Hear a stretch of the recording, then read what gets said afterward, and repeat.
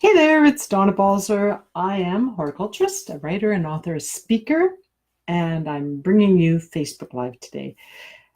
I'm only going to be on for a few minutes. I had promised to come every day at 3 on Mondays, 3 PST, but it's turning out it's winter. There's not a lot to do. But I have become a crafty person in my old age. I'm not saying I'm very good at it, but I picked up this little bird feeder. Believe it or not, this blown glass, this was in the for sale rack at a shop, a nice little decorating shop.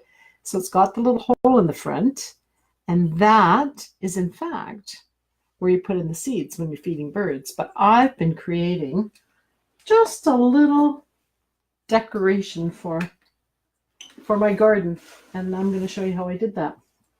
Well, first of all, let me move it into the picture. Whoops.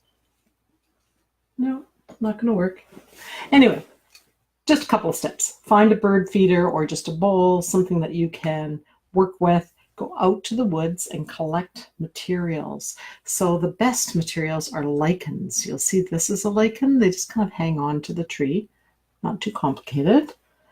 But believe it or not, this is a lichen as well. I love this lichen. I just found this today. I was just hanging. Actually, it was on the ground. I picked it up off the ground. So if you know me by now, you know I love to go dog walking. And when I'm dog walking, I see all kinds of things in the woods. And this is a long lichen that was just sitting. It fell from high in a tree and it was just sitting on the ground. This is something quite different. This is moss. And moss is what people up, and there's some lichen hanging from the moss. I shoved all these into my pocket. This moss usually grows on the ground, but because it's kind of rainy today, it was, again, a piece had broken off, and maybe a dog grabbed it off, I'm not sure. But all of these things can be crammed into something like that little bird feeder. The really important thing, and if you're here, don't forget to say hi, because it's fun to say hi.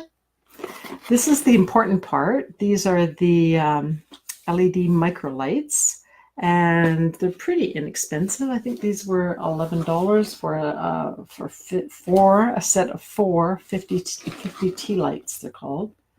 50 light sets, Microdot lights. Anyways, each of these has a little timer in it, and I'll show you the behind the scenes part of this. I wrapped my little timer in a plastic bag when I put it in here. The little timer has just a button to press on, and from the time that you press on, it will stay lit up for 6 hours. So then, because I go to a lot of conferences, I speak a lot, I have a lot of these ties that come with them. So I just put that through the tree, I loop it up, and I made like a little tie that hung on to the branch of the tree. So the lights come on at night. If you saw my Facebook post this morning, you'll see I posted a picture of it in light. But I wanted to show you how I did it. So I just basically shoved it full of, I guess I didn't show you this lichen. This is just a really large one. So it doesn't really matter what you collect. You just shove the lights into your little bird feeder, if that's what you can find at your store. I went into quite a nice decorating store to the section that had the the sale stuff. And in the summer, I'm gonna, well, maybe not in the summer, but sometime in the later winter, I'll take out the lights and I will put in birdseed, because that's what they're meant for. But meanwhile, I'm going to hang 3 of them for my little tree in my front yard, because I just have one little tree. So, Maxine's here. Hi, Maxine. So great to see you. This is going to be a really short Facebook Live, because I'm going to see you tonight and see some others. But I just wanted to show how we could combine all the little lichens, put it together as a little ornament on the tree, and that's it. If you have a question, you can ask me that question. Otherwise, I think I'm finished with Facebook Live for today. No questions. All right. We'll talk to you all tonight. I'm going to post this, as I have been doing if you've been watching. I've been posting them on YouTube, which is really great. I finally figured out YouTube. So I have a YouTube channel. It's up and running. So just to recap, go to the woods, pick up materials, find either a secondhand glass jar, or I found a bird seeder, and post it. Uh-oh. Caroline does have a question, and it's, hi, can Arbutus sawdust? She's probably thinking, can I use Arbutus sawdust? Yes, you can use sawdust, because we used to say you couldn't use cedar because there's so many built-in things in cedar to stop it from breaking down.